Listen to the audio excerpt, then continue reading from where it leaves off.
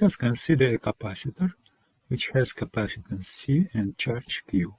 The electric potential energy stored in this capacitor can be calculated with this equation, and we will call this energy as initial energy. Then we consider this capacitor together with another one, identical capacitor, but with zero charge. We connect these two capacitors, and because they are identical and have the same capacitance, the charge will distribute it evenly between them, and finally the charge on each capacitor will be equal Q over 2. Now we disconnect them and calculate the energy stored in one of the capacitors. To calculate this energy, we will use this equation, and instead of Q, we will substitute Q over 2. And simplifying this equation, we will get the final result for one capacitor. That energy stored in this capacitor will be equal Q squared over 8C.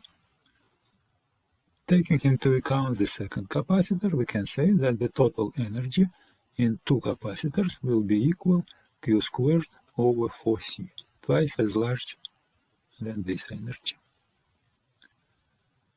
What we see, if we compare initial energy and final energy, we will see that final energy is 1/2 of initial.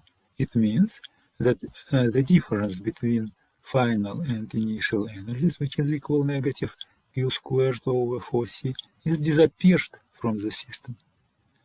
And this is in contradiction with the law of conservation of energy.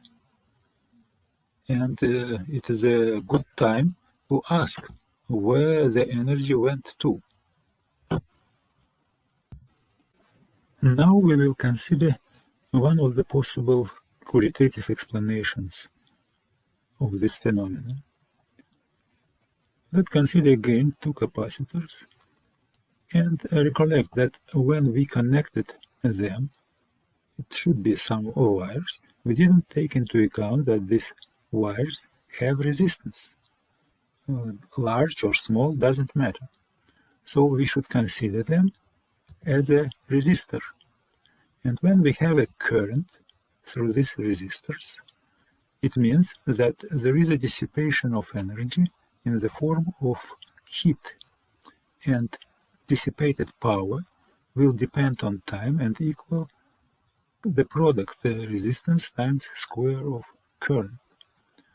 Why this power depends on t? It's clear, because the current depends on time. This process ends when the charges on the capacitors becomes equal and the current disappears. The thermal energy which is generated during the entire process is equal to the energy which we considered as lost energy previously. So this is a qualitative explanation of this paradox. I should mention that this is not the unique explanation, because there are some other mechanisms of dissipation of energy. For example, the dissipation of energy in the form of electromagnetic radiation, when we have a current which depends on time, and some others, but we will not consider them now.